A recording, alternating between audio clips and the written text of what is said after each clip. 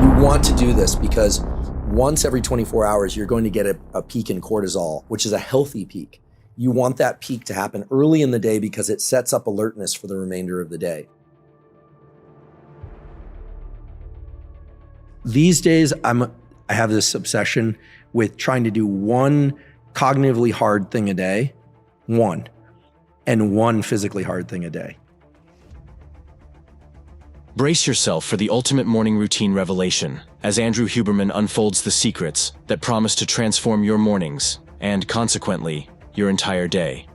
So what's the routine then? The ultimate morning and evening routine to set your brain and your mind up for optimal performance? So I get up, obviously I use the restroom, I drink some water. I do think that hydrating is very important. Yes.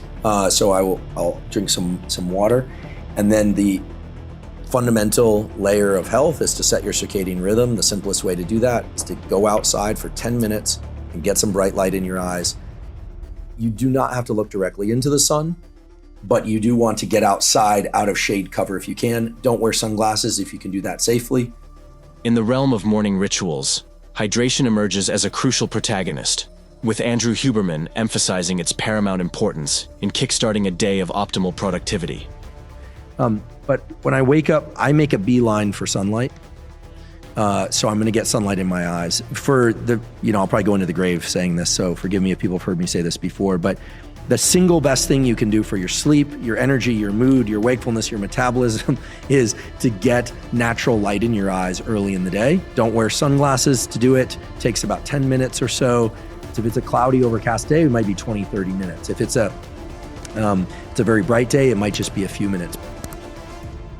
This sets in motion a huge number of different neurobiological and hormonal cascades that are good for you, reduces stress late at night, offsets cortisol, a million different things really that are good for you.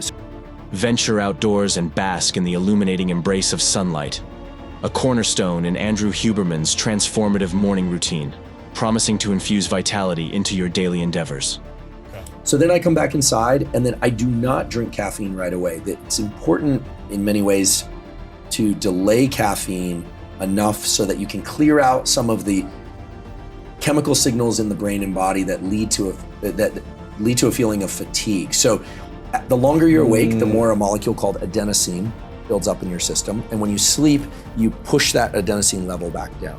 When you wake up in the morning, that adenosine level can be 0, but oftentimes there's still some hanging around.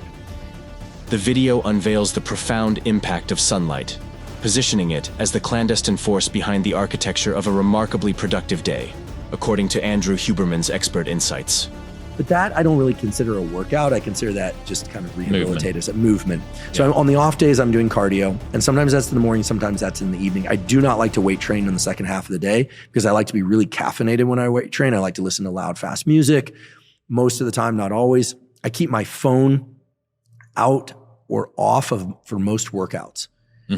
Podcasts maybe if I'm running, but I really try hard when I'm working out to just focus on the workout.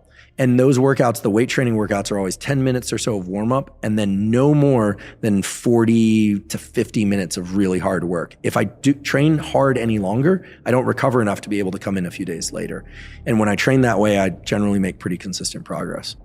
The narrative takes a dramatic turn as the significance of sunlight is underscored, woven into the fabric of Andrew Huberman's prescription for unlocking the full potential of your day. Then you go and you drink your coffee and you crush that ability of adenosine to have that effect, but it hasn't gone away. So that when your coffee wears off mid-morning, now that adenosine is there and you feel like there's a mid-morning crash or an afternoon crash. So I delay my caffeine intake for about 90 and ideally 120 minutes after I wake up. Okay, and then everybody should be getting 120 to 150 and maybe even 150 to 180 minutes of so-called zone 2 cardio a week. This is the kind of cardiovascular exercise where you're doing work, you could have a conversation, but you're kind of at the threshold where it's not super easy to have a conversation. We're not talking sprints.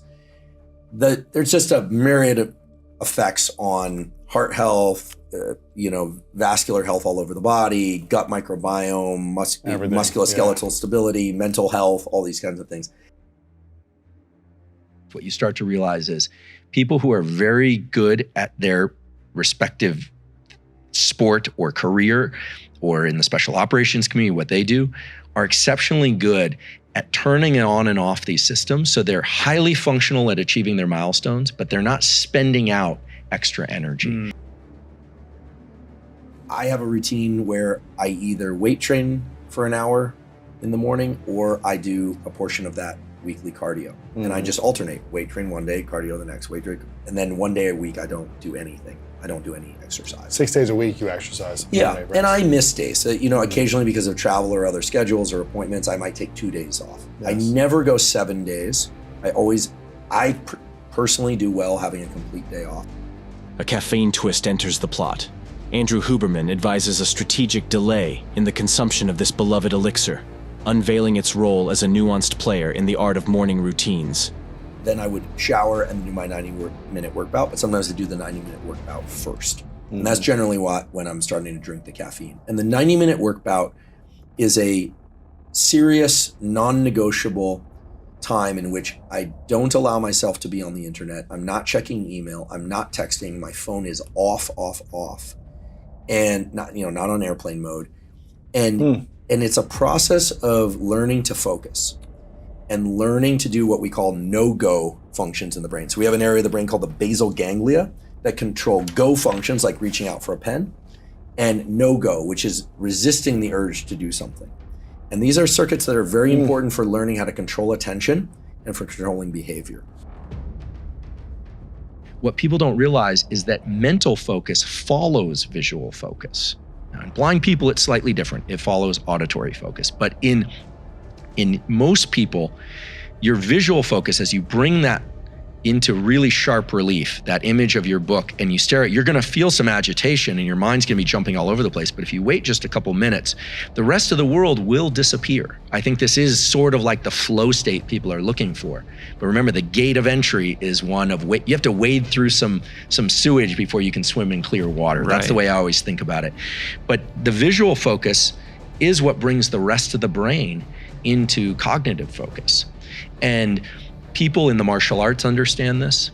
You've probably experienced this running when you're feeling exhausted and you can just concentrate on one milestone and get there.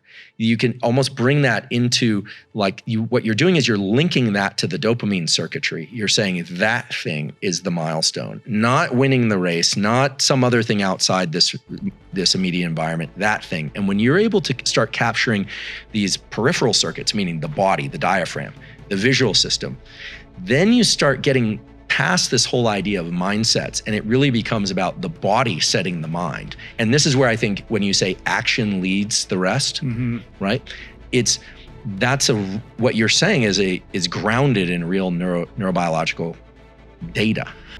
Prepare for a workout revelation as Andrew Huberman introduces his bespoke exercise program, promising not just physical vitality, but a mental fortitude that sets the stage for triumph. And so this 90-minute work bout is a kind of combined meditation, but also functional work for me. So for me, that could be writing, it could be planning a podcast, it could be reading. It's something that's kind of hard. And the thing to understand about this 90-minute work bout is that you should expect some friction early on. It's not like you just flip a switch and you're in. That it takes some time to get into this focus mode, and throughout that time, your brain will flicker in and out. The drama intensifies as the video unravels the impact of coffee, with Andrew Huberman peeling back the layers to reveal its intricate role in shaping the contours of your morning routine. I do everything I can to not do email, not do social media, and to take care of a few critical tasks. I try and get my brain into kind of a linear mode. I try and narrow that aperture. Because if I don't, the distraction that's created by social media and interactions with others can kind of wick out into the rest of the day. So I'm not necessarily trying to finish something in that time, but I try and do something challenging.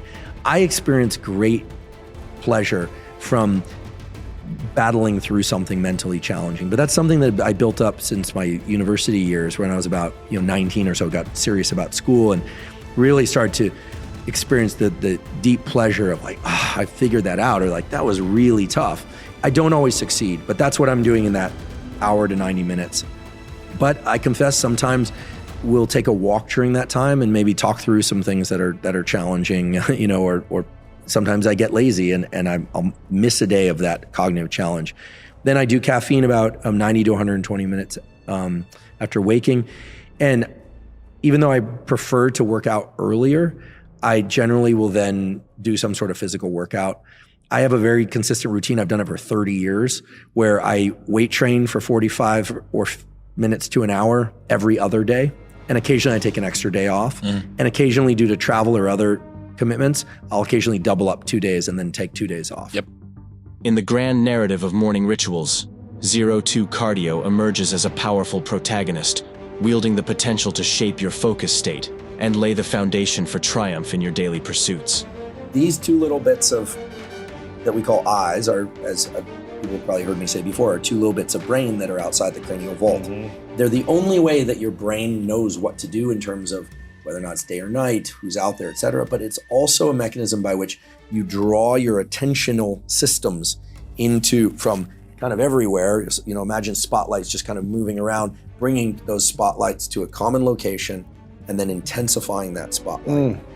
And since most work involves what we call exterocepting, looking outside ourselves, this is very different than sitting in meditation where you're focusing internally. Because when you sit down to work, you kind of want to forget about your heartbeat and how your feet feel on the floor and that your back and might be a little sore or something.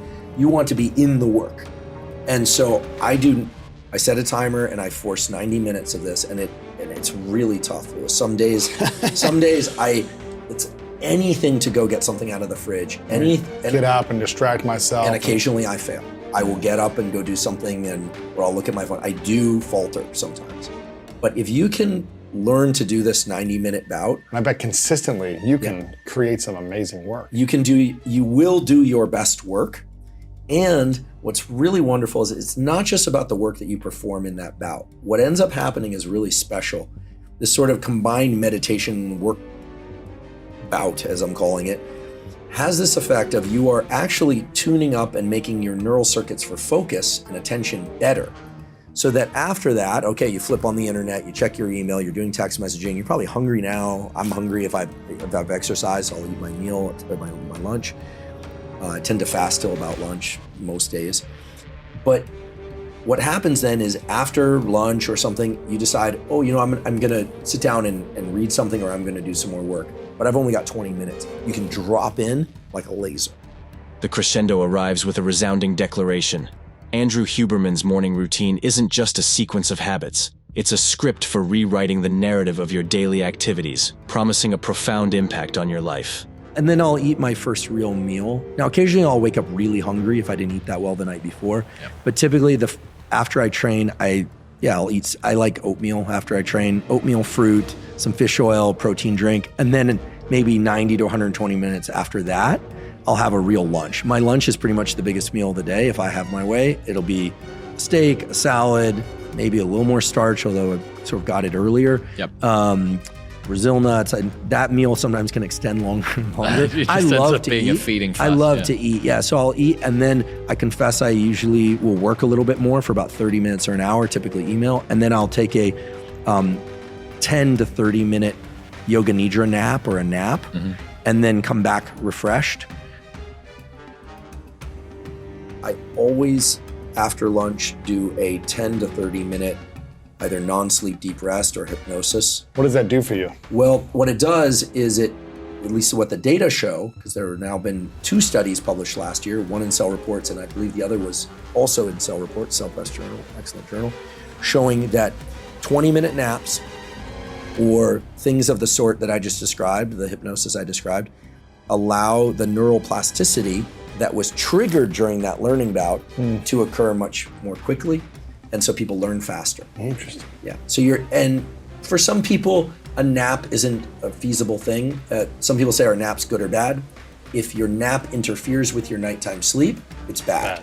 If your nap does not, then it's okay. And naps that are shorter than 90 minutes, so anywhere from 10, 20, 30, 45, but certainly not longer than 90 minutes, are going to be better than naps that are longer than 90 minutes for reasons related to sleep. So that kind of ends the morning. And then the rest of the day just depends on what's happening. Sure. And I think it's too varied to describe. But I do suggest that people try and get a little bit of sunlight as the sun is setting in the evening or late afternoon, depending on time of year and where you live. Same practice, because now you're sending 2 signals to that master circadian clock of when there's morning and when there's evening. And that clock has what we call a morning and an evening oscillator. So that if you can give more signals, then the system becomes more robust. It also ensures you a little bit against some of the exposure to nighttime bright light for reasons related to retinal sensitivity. So go outside for 10 or 15 minutes, check, fine if you need to check your text messages, do it out front of your building or your home. That's going to be very good.